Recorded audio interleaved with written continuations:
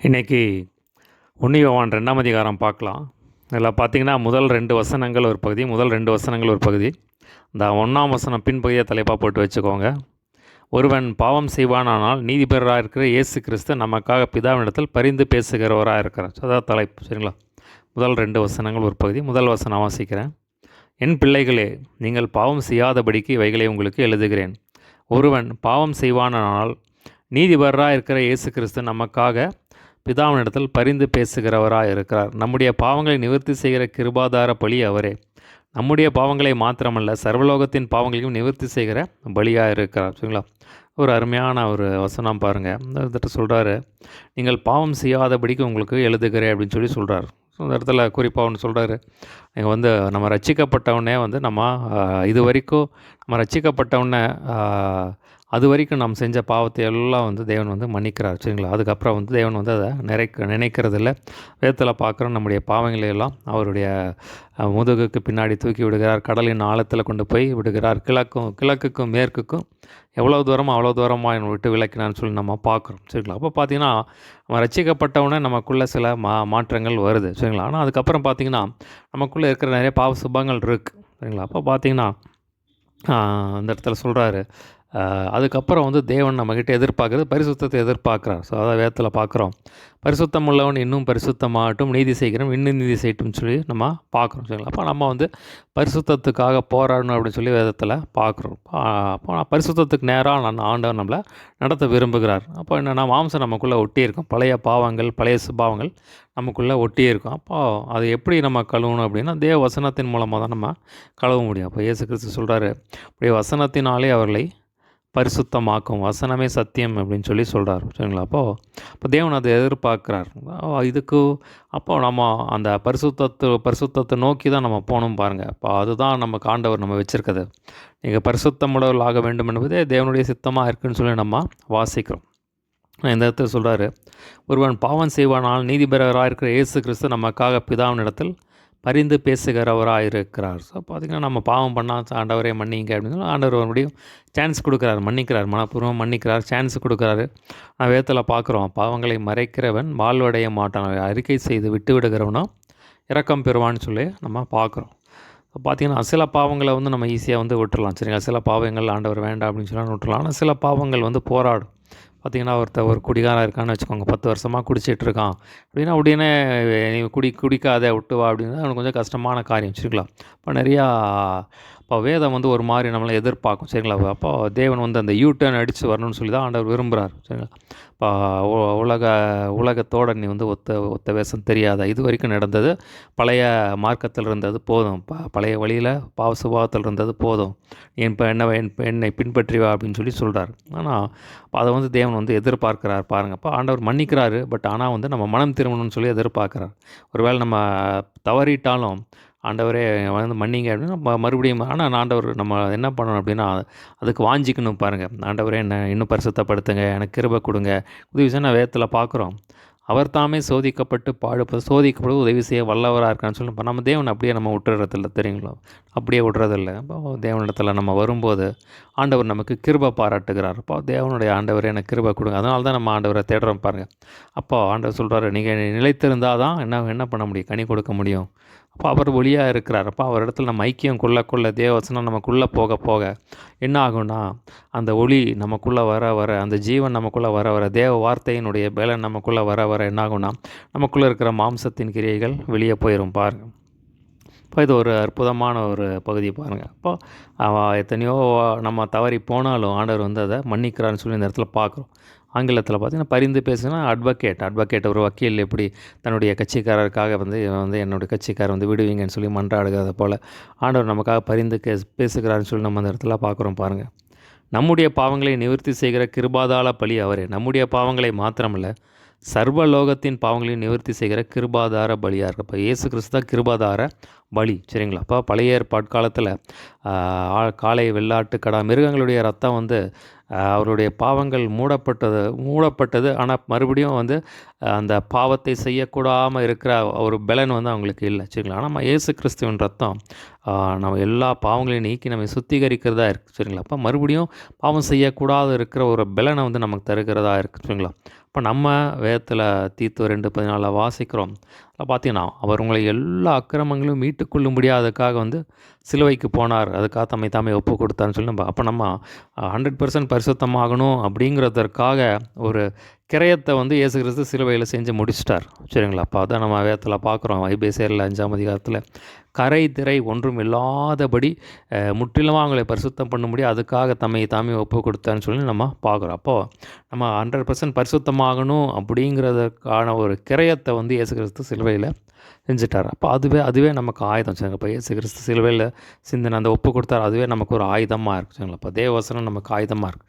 அப்போது ஆண்டவரிடத்தில் நம்ம ஐக்கியமாக இருக்கும்போது நம்மளை பூர்ண பரிசுத்தராக மாற்ற தேவன் வல்லவராக இருக்கிறார் பாருங்கள். அடுத்த பாருங்கள், 3ஆம் வசனத்திலிருந்து 11ஆம் வசனம் வரைக்கும் அடுத்த பகுதி. 3ஆம் வசனத்திலிருந்து 11ஆம் வசனம் வரைக்கும் அடுத்த பகுதி. அந்த 5ஆம் வசனம் தலைப்பாக போட்டு வச்சுக்கோங்க. அவருடைய வசனத்தை கைக்கொள்கிறவனிடத்தில் தேவ அன்பு மெய்யாய் பூர்ணப்பட்டிருக்கும். ஸோ அதான் தலைப்பு. சரிங்களா? 5ஆம் வசனம் தான் தலைப்பு. ஸோ இந்த பகுதியில் என்ன இருக்குது அப்படின்னா, நீங்கள் வந்து வசனத்தை கைக்கொள்ளுங்க, அவரோட வந்து ஐக்கியமாக இருங்கன்னு சொல்லி அந்த காரியத்தை இந்த இடத்துல விளக்குவார். 3ஆம் வசனம் பாருங்கள். அவருடைய கற்பனைகளை நாம் கைக்கொள்கிறவர்களானால் அவரை அறிந்திருக்கிறோம் என்பதை அதனாலே அறிந்திருக்கிறோம். அவரை அறிந்திருக்கிறோம் என்று சொல்லியும் அவருடைய கற்பனைகளை கைக்கொள்ளாதவன் பொய்யனாக இருக்கிறான், அவனுக்குள் சத்தியம் இல்லை. ஸோ பார்த்தீங்கன்னா, தேவனை ஃபாலோ பண்ணுறேன் அப்படின்னு சொன்னிங்கன்னா, நீங்கள் ரட்சிக்கப்பட்டனால தேவனை நீங்கள் ஃபாலோ பண்ணுறீங்கன்னு அர்த்தம். சரிங்களாப்பா? ஆண்டவர் இயேசு கிறிஸ்து தான் என்னுடைய ரட்சகர், அவர் தான் என்னுடைய தேவன், நான் அவர் வந்து அவரை பின்பற்றுவேன், அவருடைய கற்பனைகள் எப்படி நடப்பேன்னு சொல்லி ஒப்பு கொடுக்குறேன். ஆனால் வந்து அவரை பின்பற்றிட்டும் நீங்கள் வந்து மறுபடியும் வந்து உலகத்தோட நீங்கள் தேவனுடைய கற்பனை கைக்கொள்ளனா நீங்கள் பொய்யனாக இருக்கீங்க, அவருடைய வசனம் அவங்க சத்தியம் உங்களுக்குள்ளே இருக்காது அப்படின்னு சொல்லி சொல்கிறார். அவருடைய வசனத்தை கைக்கொள்ளும் இடத்தில் தேவ அன்பு மெய்யாய் பூர்ணப்பட்டிருக்கும். நாம் அவருக்குள் இருக்கிறோம் என்பது அதனாலே அறிந்திருக்கிறோம். நம்ம வசனத்தை கை கொண்டா தேவ அன்பு பூர்ணப்பட்டிருக்கும். அப்போ நாம் அவருக்குள்ளே இருக்கிறத அதனால் அறிந்திருக்கிறோம் அப்படின்னு சொல்லி சொல்கிறார். அவருக்குள் நிலைத்திருக்கிறேன் என்று சொல்லுகிறவன் அவர் நடந்தபடியே தானும் நடக்க வேண்டும். சொல்லுங்கள், இது ரொம்ப முக்கியமான வசனம் பாருங்கள். சொல்கிறார் பாருங்கள். அப்போது ஆண்டவர் சொல்கிறாரு, நீ என்னை பின்பற்றணும்னு நினச்சின்னா நீ வசனத்தை கைக்கொள் அப்படின்னு சொல்லி சொல்கிறார். இப்போ நம்ம வந்து ஏதோ ரசிக்கப்பட்டோம் முடிஞ்சிச்சு நம்ம இஷ்டத்துக்கு வாழணும் அப்படின்னு சொல்லி நம்ம அப்படி இல்லை. இப்போ ஒவ்வொரு நாளும் நம்ம தேவ சமூகத்தில் வந்து நம்மை சுத்திகரித்து கொண்டு நம்ம ஒப்பு கொடுக்க வேண்டியது அவசியமாக இருக்குங்களா. இப்போ அவர் தான் நம்மை பரிசுத்தப்படுத்துவார். ரட்சிப்பை தந்தது அவர் தான், கிருபையை கொடுத்தது அவர் தான். சரிங்களா? அப்போ விசுவாசத்தை கொடுத்தது அவர் தான். அப்போ அவர்கிட்ட போனால் தான் நம்ம பூர்ணமாக பரிசுத்தப்படுத்துவார். சரிங்களா? சகோதரரே, நான் உங்களுக்கு புதிய கற்பனை அல்ல, ஆதி முதல் நீங்கள் பெற்றிருக்கிற பழைய கற்பனையை எழுதுகிறேன். அந்த பழைய கற்பனை நீங்கள் ஆதி முதல் கேட்டிருக்கிற வசனம் தானே. ஸோ பார்த்திங்கன்னா, அந்த வசனத்தை வந்து முக்கியப்படுத்தி சொல்கிறார். இந்த வசனத்தை வந்து நீங்கள் வந்து கைக்கொள்ளுங்க அப்படின்னு சொல்லி சொல்கிறார். மேலும் நான் புதிய கற்பனையும் உங்களுக்கு எழுதுகிறேன், இது அவருக்குள்ளும் உங்களுக்குள்ளும் மெய்யாயிருக்கிறது. ஏனென்றால் இருள் நீங்கி போகிறது, மெய்யான ஒளி இப்பொழுது பிரகாசிக்கிறது. ஸோ மெய்யான மொழி யார் அப்படின்னா இயேசு கிறிஸ்து தான். ஸோ வேதத்தில் மெய்யான ஒளி அப்படின்னா இயேசு கிறிஸ்து தான். சரிங்களா? இப்போ இயேசு கிறிஸ்து நமக்குள்ளே வந்திருக்கிறார், ஒளியாக நமக்குள்ளே வந்திருக்கா. அப்போ ஒளி வந்துச்சுன்னா அங்கே வந்து இருளுக்கு இடம் கிடையாது, பாவத்துக்கு வந்து அங்கே வந்து இடம் கிடையாது, மாம்சத்தின் கிரியைகளுக்கு அங்கே வந்து இடம் கிடையாது. ஸோ அதான் வந்து சொல்கிறார். யோவான் 1:9 வாசிக்கிறோம், உலகத்திலே வந்து எந்த மனுஷனையும் பிரகாசிப்பிக்கிற மெய்யான ஒளியே அந்த மெய்யான ஒளி அப்படின்னு சொல்லி நான் பார்க்குறோம். அந்த மெய்யான ஒளி யாருன்னா இயேசு கிறிஸ்து தான். சரிங்களா? அப்போ மெய்யான ஒளி உள்ளே வரும்போது பாவத்தின் காரியங்கள், மாம்சத்தின் கீழ் எல்லாம் வெளியே போயிடும் பாருங்கள். ஒளியிலே இருக்கிறேன் என்று சொல்லியும் தன் சகோதரனை பகைக்கிறவன் இதுவரைக்கும் இருளிலே இருக்கிறான். தன் சகோதரனிடத்தில் அன்பு கூறுகிறவன் ஒளியிலே நிலை கொண்டிருக்கான், அவரிடத்தில் இடரல் ஒன்றும் இல்லை. தன் சகோதரனை பகைக்கிறவன் இருளிலே நடக்கிறான். இருளானது அவன் கண்களை குருடாக்கினபடியினால் தான் போகும் இடம் இன்னதென்று அறியாது இருக்கிறான். ஸோ இந்த அர்த்தத்தில் சொல்கிறாரு, நான் வந்து ஒளியில் இருக்கிறேன், தேவனை பின்பற்றுகிறேன்னு சொல்லிவிட்டு நீ சகோதரனை பகைச்சின்னா வந்து நீ இருளில் தான் இருக்க அப்படின்னு சொல்லி சொல்கிறார். அப்போ நீ பார்த்தீங்கன்னா அப்போ வசனம் சொல்லுது சகோதரனை நேசி அப்படின்னு சொல்லி சொல்லுது. அப்போ நீ சகோதரனை நேசினா தான் என்ன பண்ண முடியும், நீ வந்து தேவனுடைய மாடலில் நடக்கிற அவரை நீ பின்பற்றுகிற அப்படின்னு சொல்லி அர்த்தம்.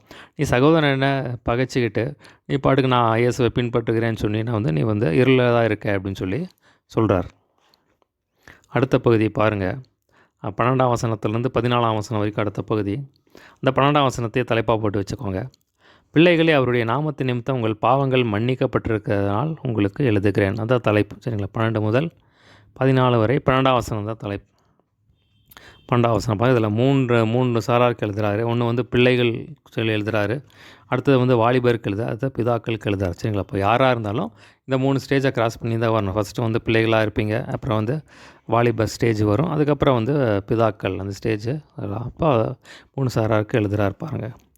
பிள்ளைகளே, அவருடைய நாமத்து நிமித்தம் உங்கள் பாவங்கள் மன்னிக்கப்பட்டிருக்கிறனால் உங்களுக்கு எழுதுகிறேன். ஸோ பார்த்தீங்கன்னா, இப்போ யாரெல்லாம் ரட்சிக்கப்பட்டாங்களோ, யாராக இருந்தாலும் சரி, சின்னவங்க முதல் பெரியவங்க, யாரெல்லாம் இயேசு கிறிஸ்து வந்து அவருடைய சுவிசேஷத்தை விசுவாசிக்கிறாங்களோ, அவருடைய நாமத்து நிமித்தம் நம்ம பாவங்கள் மன்னிக்கப்பட்டு அவருக்கு அந்த தேவன் வந்து ரட்சிப்பை தருகிறவராக இருக்கிறார் பாருங்கள். 13ஆம் வசனம் பாருங்கள். பிதாக்களே, ஆதி முதல் இருக்கிறவரை நீங்கள் அறிந்திருக்கனால் உங்களுக்கு எழுதுகிறேன். வாலிபரே, பொல்லாங்களை நீங்கள் ஜெயித்ததினால் உங்களுக்கு எழுதுகிறேன். பிள்ளைகளே, நீங்கள் பிதாவை அறிந்திருக்கனால் உங்களுக்கு எழுதுகிறேன். ஸோ இதே காரியத்தை மறுபடியும் கீழே அதே இதாக சொல்கிறாரு 14ஆம் வசனத்தில். இந்த 13ஆம் வசனத்தில் ஒன்று சொல்கிறாரு, பிள்ளைகளே, நீங்கள் பிதாவை அறிந்திருக்கிறனால் உங்களுக்கு எழுதுகிறேன். ஸோ பார்த்திங்கன்னா, எப்போது நம்ம பேரண்ட்ஸ் ரசிக்கப்பட்டிருந்தால் உடனே பிள்ளைகளுக்கு வந்து இயேசு கிறிஸ்துவை பற்றி சொல்ல ஆரம்பிச்சிடணும் பாருங்கள். சரிங்களாப்பா? பார்த்தீங்கன்னா, தேவனை பற்றி அறிவு தான் வந்து அவங்களுக்கு வந்து அதுதான் ஒரு பாதுகாப்பானது. இப்போ தேவனை கர்த்தருக்கு பயப்படும் பயம்தான் ரொம்ப முக்கியம் பாருங்கள். அது பெற்றோர்களாகிய நாம் வந்து பிள்ளைகளுக்கு வந்து அது கருத்தாய் கற்றுக் கொடுக்க வேண்டியது அவசியமாக இருக்குது. ஸோ நம்ம நினச்சிடக்கூடாது சரி பிள்ளையாக தான் இருக்கான், பெருசானன்னா பார்த்துக்கலாம் அப்படின்னு சொல்லி அப்படி நம்ம வந்து வந்து நம்ம அப்படி யாரையுமே விட முடியாது பாருங்கள். இப்போ எப்போ வந்து குழந்தையாக இருக்கும்போதே பிள்ளைகளாக இருக்க கொஞ்சம் ஓரளவுக்கு பேச ஆரம்பிக்கும் போதே நம்ம வந்து இயேசு கிறிஸ்துவை சொல்லி தேவ பக்தியில் பிள்ளைகளை வளர்க்குறது ரொம்ப முக்கியமான ஒரு காரியம் பாருங்கள். இப்போ சின்ன வயசுலேயே வந்து என்னென்ன கற்றுக் கொடுக்குமோ மற்ற காரியங்கள் கற்றுக் கொடுக்குறது நல்லது. ஆனால் ரொம்ப முக்கியமாக வந்து ஜெபம் பண்ணுறது, வேதத்தை வாசிக்கிறது, தியானிக்கிறது, தேவனுக்கு பயப்படும் பயம், துதிக்கிறது எல்லாம் வந்து சொல்லிக் கொடுக்கணும் பாருங்கள். 14ஆம் வசனம் பாருங்கள், எல்லாத்தையும் கன்க்ளூட் பண்ணி சொல்கிறார் பாருங்கள். பிதாக்களை ஆதி முதல் இருக்கிறவரை நீங்கள் அறிந்திருக்கனால் உங்களுக்கு எழுதுகிறேன். ஸோ பிதாக்களை பொறுத்தவரை சொல்கிறாரு. அப்போ ஆதி முதல் இருக்கிற தேவனை அறிகிற அறிவு. சரிங்களா? அப்போ தேவனை நீங்கள் வந்து அறிந்திருக்கணும் அப்படின்னு சொல்லி சொல்கிறாரு. அதான் பேதுரு சொல்லும்போது நீங்கள் கர்த்தரை அறிகிற அறிவிலே வளருங்கள் அப்படின்னு சொல்லி சொல்கிறார். அப்போ எப்படி வளர முடியும் அப்படின்னா, களங்கமில்லாத ஞானப்பாலின் மேல் வசனத்து மேலே வாஞ்சியாருங்க, அப்போ தான் வளர்ச்சி வரும் அப்படின்னு சொல்லி. அப்போ தேவனை நீங்கள் எவ்வளோ வேதத்தை படிக்கிறீங்களோ அது மூலமாக தான் வந்து நீங்கள் வந்து தேவனை வந்து அறிய முடியும் அப்படின்னு சொல்கிறார். இப்போ பார்த்திங்கன்னா, நம்ம வந்து தேவ வசனத்தை நல்லா அறிஞ்சிருக்கணும் பாருங்கள். சரிங்களா? பார்த்திங்கன்னா அது ரொம்ப ஒரு முக்கியமான ஒரு காரியம் பாருங்கள். அப்படி சொல்கிறாரு, நீ என் வேதத்தை மறந்தால் என் பிள்ளைகளை மறந்து விடுவேன் அப்படின்னு சொல்லலாம். அப்போ இன்னொரு இடத்துல சொல்லும்போது சொல்கிறாரு, என் ஜனங்கள் அறிவில்லாமையினாலே சங்காரமாகிறார்கள். சரிங்களா? அப்போது தேவனை பற்றிய அறிவு நமக்கு குறைச்சலாக இருக்கும்போது சாத்தான் உள்ளே பூந்துடும் வைப்பாங்க. சத்தியம் நமக்குள்ளே இல்லைன்னா, சத்தியம் நமக்கு தெரியலன்னா என்னென்னா சாத்தான் உள்ளே பூந்து நமக்குள்ளே நிறைய பாதிப்புகளை உண்டாக்குவான் பாருங்கள். சரிங்களா? அப்போ பார்த்திங்கன்னா, நிறைய பேர் ஏன் கஷ்டப்படுறாங்க அப்படின்னா, அவங்களுக்கு சரியாக சத்தியம் தெரியல, இல்லை சத்தியத்துக்கு கீழ்ப்படியில், இல்லை சத்தியம் தெரியல. அதனால தான் வந்து சாத்தான் வந்து இன்றைக்கி வந்து ஆதிக்கம் ஒரு வீட்டுக்குள்ளே ஒரு இதுக்குள்ளே ஆதிக்கம் செலுத்திட்டு இருக்கான் பாருங்கள். அப்போ நம்ம வசனத்தை படித்து நம்ம அறிக்கிட்டு சொல்ல அதை அறிய என்ன ஆகணும், நமக்குள்ளே விடுதலை ஆகணுங்க. சாத்தானுக்கு அங்கே இடமே கிடையாது. சரிங்களா? அப்போ அந்த வசனத்து மேலே நம்ம வாஞ்சியாக இருக்கணும். அப்போ அதான் சொல்கிறாரு, பிதாக்களே, நீங்கள் வந்து தேவ வசனத்தை நல்லா அறிஞ்சிருக்கணும், தேவனை பற்றின அறிவு உங்களுக்கு இருக்கணும், வேதத்தை பற்றின அறிவு உங்களுக்கு இருக்கணும், சத்தியம் நல்லா தெரிஞ்சிருக்கணும் அப்படின்னு சொல்லி சொல்கிறார். வாலிபரே, நீங்கள் பலவான்கராக இருக்கதினாலும் தேவசனம் உங்களை நிலைத்திருக்கனாலும் நீங்கள் பொல்லாங்கனை ஜெயித்ததினாலும் உங்களுக்கு எழுதுகிறேன். ஸோ வாலிபரை சொல்கிறாரு, வாலிபன்கள் பலவான்களாக இருக்கிறாங்கன்னு சொல்லி சங்கீதம் 127 பார்க்குறோம். இப்போ வாலிபர்கள் ரொம்ப பவரான ஒரு டீம். சரிங்களா? அப்போ அவங்கள வந்து சரியாக கர்த்தருக்குள்ளே நடத்தினோம்னா அவங்க வந்து பின்னாட்களில் வந்து தேவனுக்காக எழும்பி பிரகாசி பார்ப்பாங்க, அவங்களுக்காக ஃபயராக மாறுவாங்க பாருங்கள். சரிங்களா? ஆனால் சாத்தான் அதான் அந்த சொல்கிறாரு, உன் வாலிப பிரயாணத்திலே உன் சிருஷ்டிக்கிறேன் நினை அப்படின்னு சொல்லி சொல்கிறார். அப்போ பார்த்திங்கன்னா, கடைசி காலத்தில் தேடிக்கலாம் அப்படின்னு சொல்லி சில பேர் இருப்பாங்க. ஆனால் இப்போவே நம்ம வந்து வாலிபரை வந்து கர்த்தருக்குள்ளே நடத்துகிறவர்களாக இருக்கணும் பாருங்க. இப்போ நம்ம வந்து நினச்சிடக்கூடாது இது வாலிப பருவம், ஆனாலும் வந்து நம்ம வந்து உலகம் வந்து நம்ம ஈர்க்க பார்க்கும், அதில் வந்து நம்ம சிக்கிடுவோம் அப்படின்னு சொல்லி நம்ம நினச்சக்கூடாது பாருங்கள். அதான் சொல்கிறார் பாருங்கள், தேவவசனம் உங்களில் நிலைத்திருக்கிறனாலும் நீங்கள் பொல்லாங்கனை ஜெயித்ததினாலும் உங்களுக்கு எழுதுகிறேன். சொல்கிறார் பாருங்கள். இங்கே வந்து அப்போது வாலிபனாக இருந்தாலும் சரி, வாலிப நாட்களில் நம்மால் ஒரு ஜெயமுள்ள வாழ்க்கையை வாழ முடியும். நம்மால் ஒரு பரிசுத்தமான வாழ்க்கையை வாழ முடியும் அப்படின்னு தான் இந்த இடத்துல சொல்கிறார். சரிங்களா? அப்போது இன்றைக்கி பொதுவாக உலகத்தில் பார்த்தீங்கன்னா, ஐயோ இது வாலிபர் ஸ்டேஜுங்க, அது வந்து உலகம் வந்து அவங்களுக்கு பின்னாடி இழுத்துட்டு போயிடுச்சு அப்படின்னு சொல்லி நம்ம சொல்லக்கூடாது. அதான் இந்த இடத்துல தெளிவாக சொல்கிறாரு. வாலிபர்களாக இருந்தாலும் சரி, நம்ம வந்து தேவ வசனத்தின் மூலமாக இந்த உலகத்தை ஜெயிக்க முடியும். இடத்துல பார்க்குறோம், நம்முடைய விசுவாசமே உலகத்தை ஜெயிக்கிற ஜெயம்.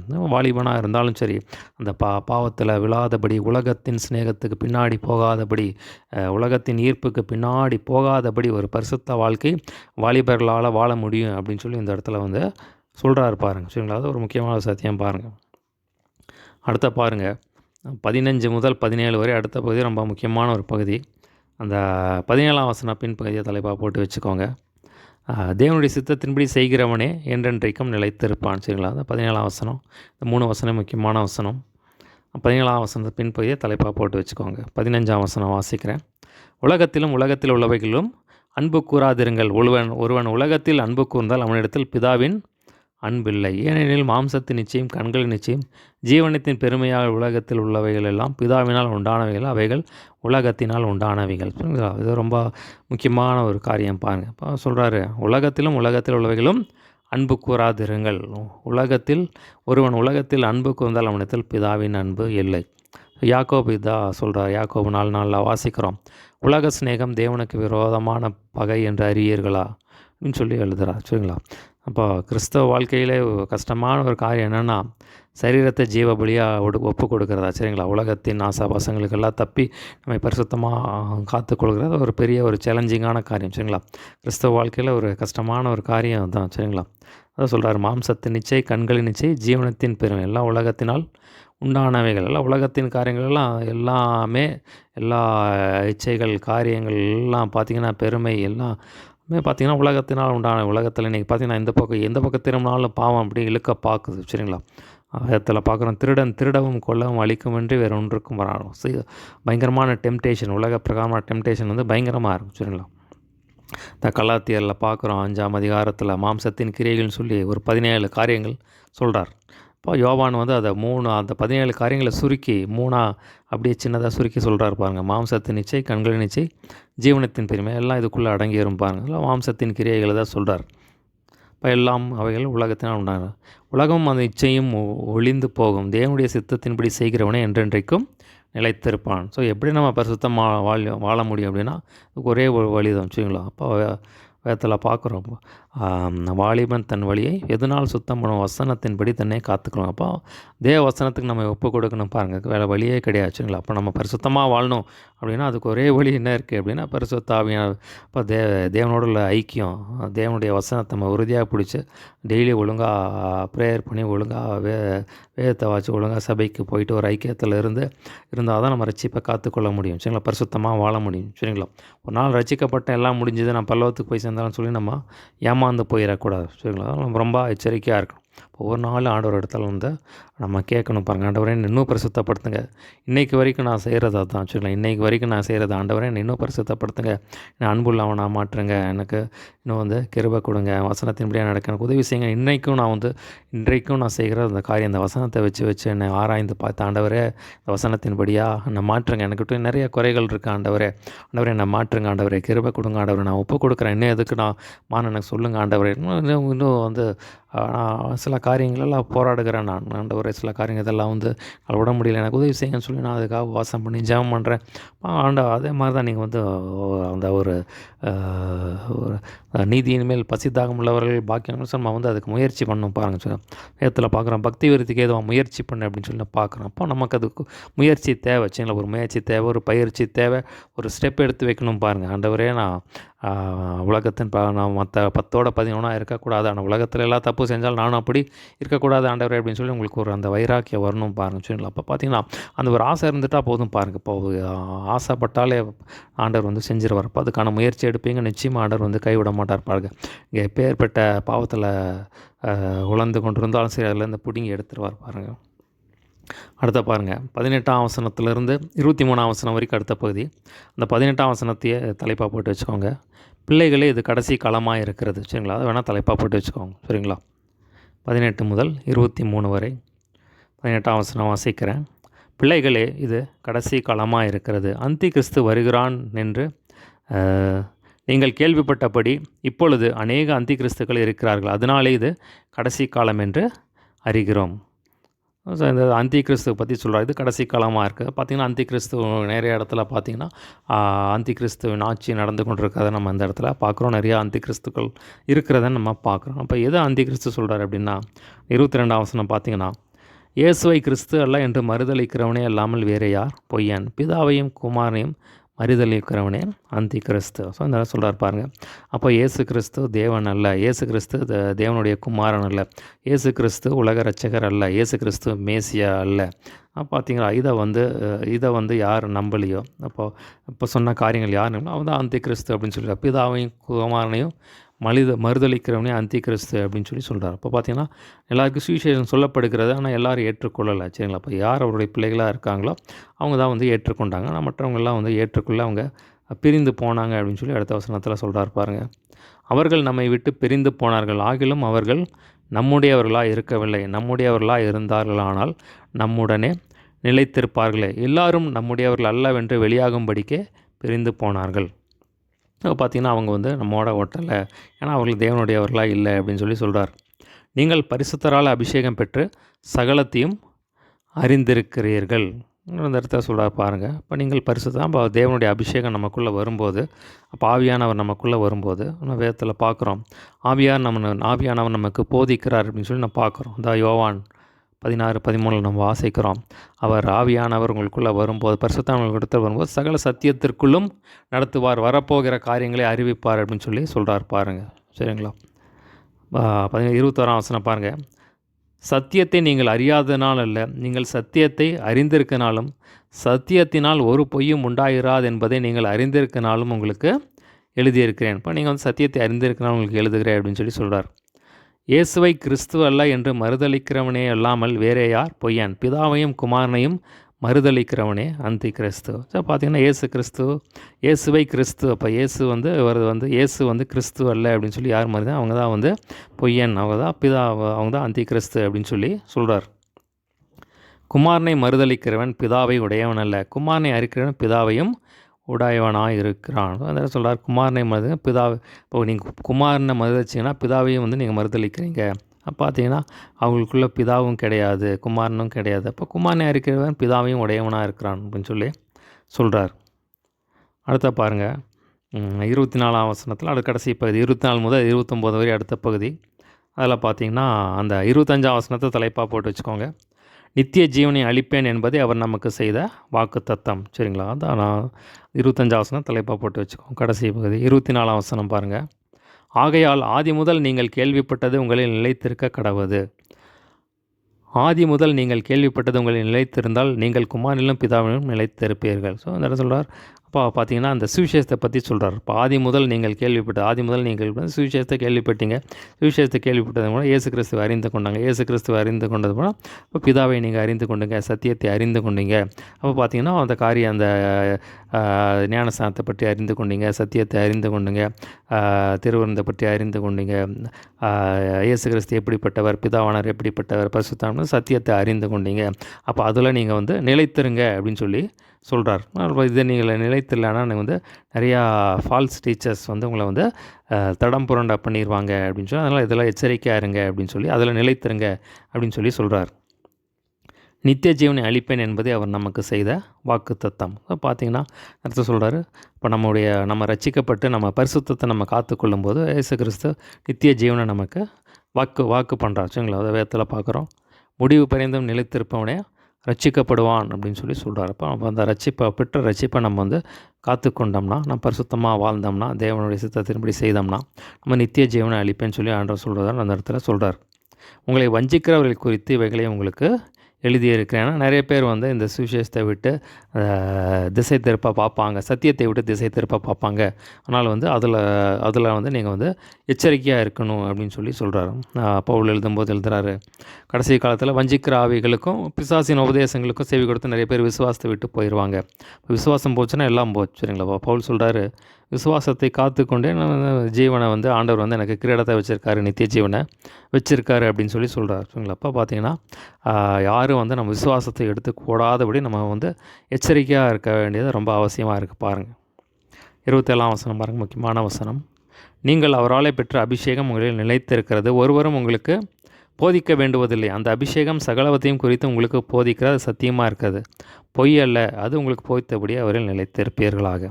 பார்த்தீங்கன்னா நமக்குள்ளே தேவன் வந்து நமக்கு அபிஷேகத்தை வச்சுருக்கார். அந்த அபிஷேகத்தில் நம்ம நிரம்ப என்னென்னா, அவர் நம்ம சகல சத்தியத்துக்கு நம்ம அந்த அபிஷேகம் நமக்கு வந்து எல்லாவற்றையும் குறித்து போதிக்கிறதா. உலக பிரகான காரியமானாலும் சரி, வேத காரியமானாலும் சரி, எந்த ஒரு காரியத்தையும் வந்து அந்த சத்தியம் நமக்கு போதிக்கிறதா இருக்குது, அது சத்தியமாக இருக்குது அப்படின்னு சொல்லி சொல்கிறார்.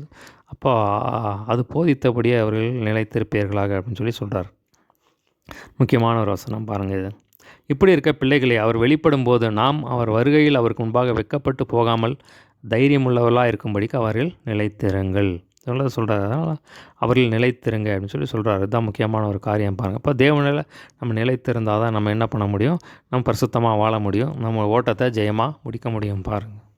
சாதாரணத்தில் சொல்கிறார். அப்போது யோவான் 15 சொல்கிறார், நீங்கள் வந்து எண்ணில் நிலைத்திருங்கள் சொல்லி ஆண்டவர் சொல்கிறார். எண்ணில் நிலைத்திருங்கள். எப்படி ஒரு ஜாஜை செடியில் வந்து கொடி ஒட்டப்பட்டிருக்கோ, அதில் நிலைத்திருக்கோ, அந்த மாதிரி வந்து நிலைத்திருங்க அப்படின்னு சொல்லி சொல்கிறார். இப்போ என்னால் நன்றி உங்களால் ஒன்றுமே செய்ய முடியாது அப்படின்னு சொல்லி சொல்கிறார். அப்போ தேவன் என்ன சொல்கிறார் அப்படின்னா, எண்ணில் நிலைத்திருங்க, என்னுடைய வார்த்தையில் நிலைத்திருங்க, என்னுடைய அன்பில் நிலைத்திருங்க, எண்ணில் நிலைத்திருங்க.